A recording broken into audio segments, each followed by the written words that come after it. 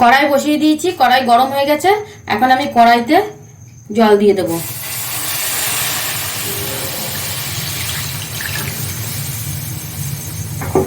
এই চামচির আমি 3 চামচি চিনি দিয়ে দেব।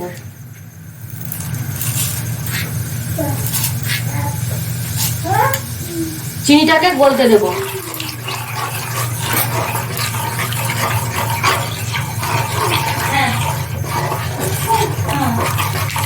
গলে গেছে, জলটাও ফুটে গেছে।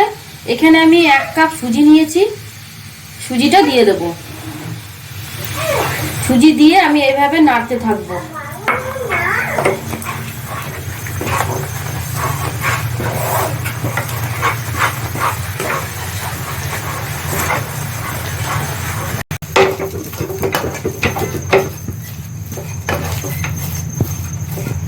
সুজিটা থেকে জলও টেনে নিয়েছে।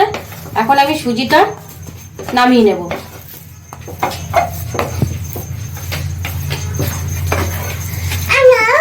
সুজিটাকে ঠান্ডা হতে দেব।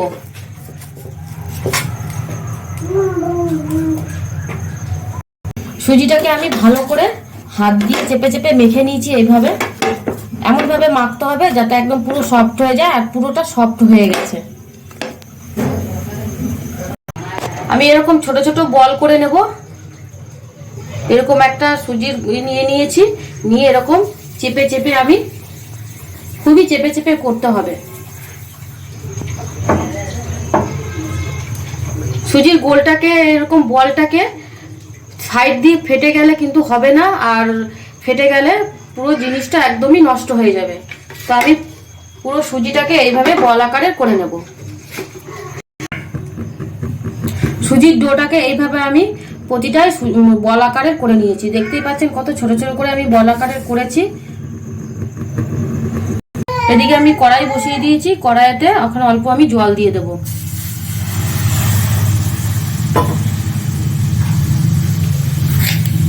দিয়ে দেবো পরিমাণ মতো চিনি।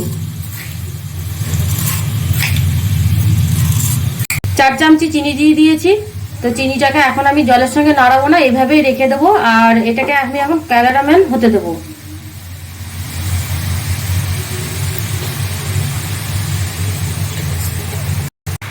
দেখতে পাচ্ছেন বন্ধুরা কালার চলে এসেছে।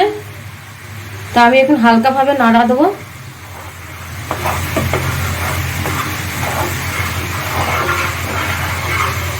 আর যদি নাড়া না দিই তাহলে চিনির দলাটা দলা দলা হয়ে যাবে বা চিনিটা দানা পেকিয়ে যাবে। ওই জন্য এটা হালকা করে নাড়া দিতে হবে।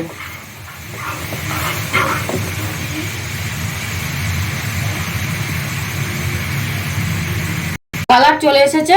এখন আমি যেই কাপ মেপে সুজি দিয়েছিলাম সেই কাপ মেপেই আমি 2 কাপ দুধ দিয়ে দেবো।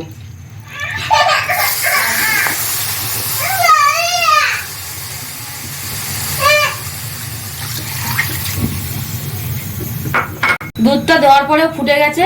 এখানে আমি 2টো এলাচ নিয়ে নিয়েছি, এলাচ 2টো ফাটিয়ে দিয়ে দেব।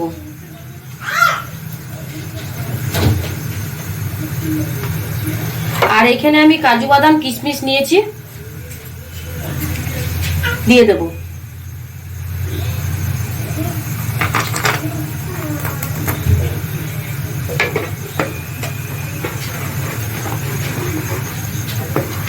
এবার আমি এখানে যে সুজির বল করে নিয়েছিলাম, বলগুলোকে আস্তে আস্তে দুধের মধ্যে দিয়ে দেব।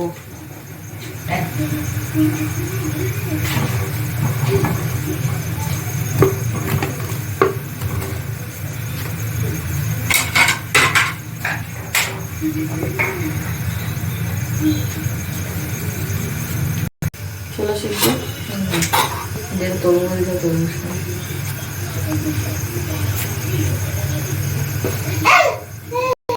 দেখুন বন্ধুরা খুব সুন্দরভাবে হয়েছে। আর সুজির বলগুলোতে একটুও ভাঙেনি। তো আমি একটা সামনে দিয়ে আপনাদেরকে দেখিয়ে দিচ্ছি। আর দুধটা পুরো একদম ক্ষীরের মতো হয়ে গেছে। এইভাবেই আপনারা করে খাবেন, খুবই ভালো লাগবে। আর যেভাবে আপনাদের দেখালাম আমি সুজির বলগুলোকে করতে, ওইভাবে করবেন, তাহলে আর সুজির বলগুলো ফাটবে না। তারপর রেসিপি রেডি। আমি গরম গরম সার্ভ করে দেখাচ্ছি।